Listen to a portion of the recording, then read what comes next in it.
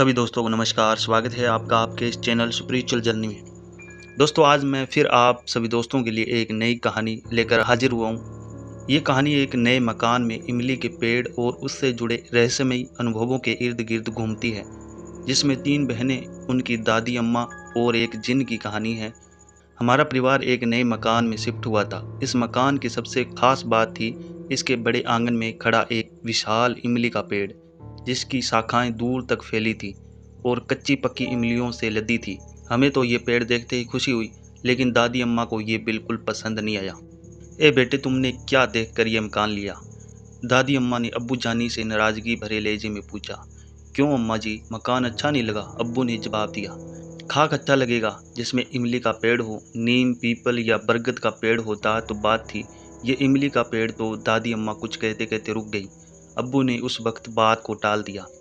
दूसरी ओर हम 3 बहनें, मैं, साजिया और नादिया, इमली के पेड़ को देखकर इतनी उत्साहित थी कि हमारे मुंह में पानी आ गया। जैसे ही बड़े बूढ़े घर के अंदर गए, हमने इमली तोड़ने की तैयारी शुरू कर दी। साजिया चिल्लाई, अरे आप भी, यहाँ तो ढेर सारी इमलियाँ गिरी हुई है।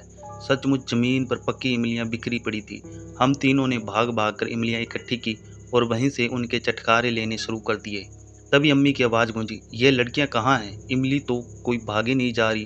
पहले घर का सामान सेट करने में मदद करो।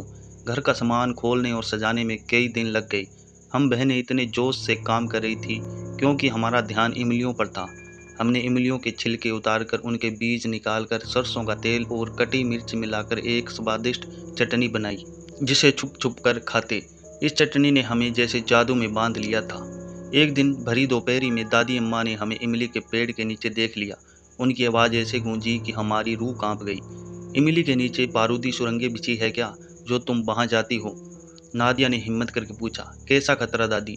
अम्मा, इमली के पेड़ पर जिन भूत बसेरा करते हैं, दादी अम्मा ने गंभीर लहजे में कहा। क्या जिन भी इमली के रसियां होते हैं? साजिया ने मजाक में पूछा और दादी अम्मा ने उसे एक थप्पड़ जड़ दिया।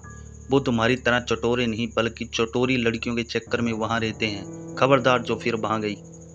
हम तीनों बहनें, जो 1.5 साल के अंतर से छोटी बड़ी थी, दोस्तों की तरह थी। दादी अम्मा की डांट के बाद हम अपने कमरे में चली गई। नादिया ने पूछा, दादी अम्मा कह रही थी कि जिन चटोरी लड़कियों के चक्कर में रहते हैं, इसका क्या मतलब? साजिया ने हंसते हुए कहा, जैसे कुछ लड़के मोहल्ले की लड़कियों के चक्कर में रहते हैं, वैसे ही जिन भूत इमली खाने वाली लड़कियों के पीछे पड़ते हैं। तो क्या जिन भी आशिक मिजाज होते हैं? नादिया ने उत्सुकता से पूछा। मैंने मजाक में कहा, जाकर दादी अम्मा से पूछो। हमने दादी अम्मा की बात को गंभीरता से लिया और दोपहर में इमली के नीचे जाना बंद कर दिया। लेकिन सुबह या शाम को चुपके से इमलियाँ इकट्ठी करने चले जाते। एक दिन हम पेड़ के नीचे पहुंचे, लेकिन एक भी इमली जमीन पर नहीं थी। नादिया बोली, पत्थर मारकर तोड़ लेंगे। लेकिन तभी पेड़ की शाखाएं जोर जोर से हिलने लगी और इमलियों की बारिश होने लगी।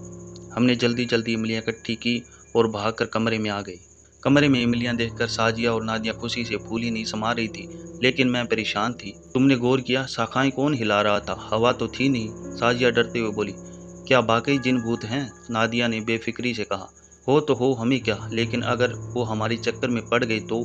साजिया ने हंसते हुए कहा। अगर कोई जिन हम पर लट्टू हो गया तो?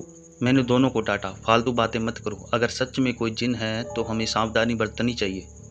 उसी रात जब मैं अपने कमरे में सोने गई तो मुझे अजीब सा डर सताने लगा। अचानक लगा जैसे कोई कमरे में आया हो। मैंने इधर उधर देखा, लेकिन कोई नहीं था। फिर दरवाजे के पास 2 चमकती आंखें दिखी। मेरी सांसें तेज हो गई। मैंने हिम्मत करके पूछा, कौन हो तुम? तभी अंधेरा छा गया और आंखें गायब हो गई। मैंने कुरान की आयतें पढ़ी और सो गई। अगली सुबह मैंने सोचा कि साजिया और नादिया को बताऊं या नहीं। तभी साजिया की आवाज़ सुनाई दी। वो नादिया से पूछ रही थी कि उसे इमली की चटनी कहाँ से मिली। नादिया ने बताया कि एक रहस्यमयी हाथ ने उसके कमरे में चटनी का तोहफा रखा और गायब हो गया। साजिया ने कहा, यह इमली का जिन ही होगा। मैंने साजिया को अपनी चमकती आंखों की बात बताई।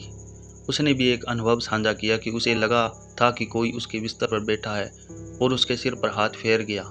हम तीनों डर गई, लेकिन इमली का लालच छोड़ना भी मुश्किल था। हम तीनों बहनों ने अम्मी को इमली के पेड़ के जिन की हरकतों के बारे में बता दिया। अम्मी घबरा गई, लेकिन हमने उनसे कहा कि दादी अम्मा को अभी ना बताएं, वरना वो मकान छोड़ने का तूफान खड़ा कर देगी। अम्मी ने होशियारी दिखाई और दादी अम्मा को कुछ दिन के लिए फूफी के घर भेज दिया। फिर एक बुजुर्ग मौलवी से मदद मांगी गई, जो जिन भूतों के मसलों में माहिर थे। इसी बीच जिन की हरकतें बढ़ गई। नादिया ने उससे चालाकी से कहा, अगर तुम हमारी दोस्ती चाहते हो तो कोई कीमती तोहफा लाओ।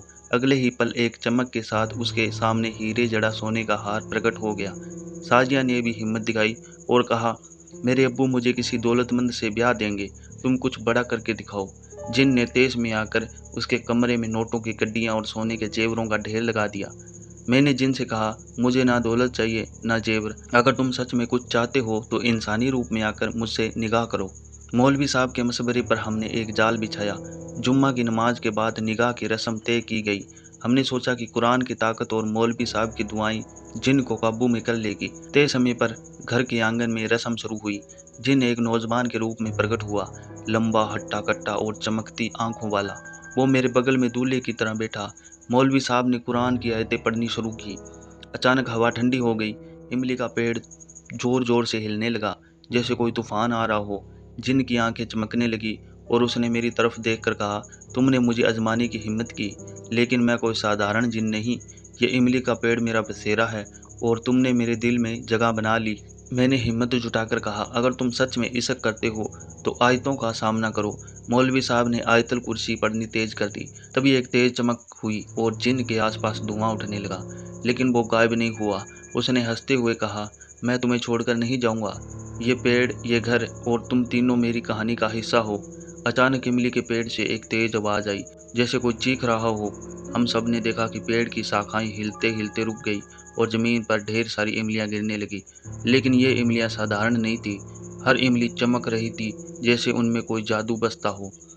मौलवी साहब ने कहा, ये जिन का आखिरी तोहफा है, इसे ले लो, लेकिन सावधान रहना, इसकी मोहब्बत अब भी तुमसे बंधी है।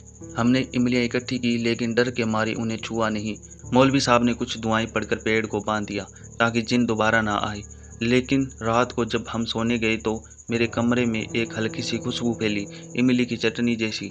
और खिड़की के पास एक पर्ची पड़ी थी जिस पर लिखा था, हम फिर मिलेंगे मेरी चटोरी दोस्तों। उसके बाद जिन कभी नहीं लौटा, लेकिन इमली का पेड़ आज भी हर रात हल्का हल्का हिलता है, जैसे कोई हमें देख रहा हो। हमने इमली खाना तो कम कर दिया, लेकिन उस चटनी की याद और जिन की बातें हमारी गपशप का हिस्सा बन गई।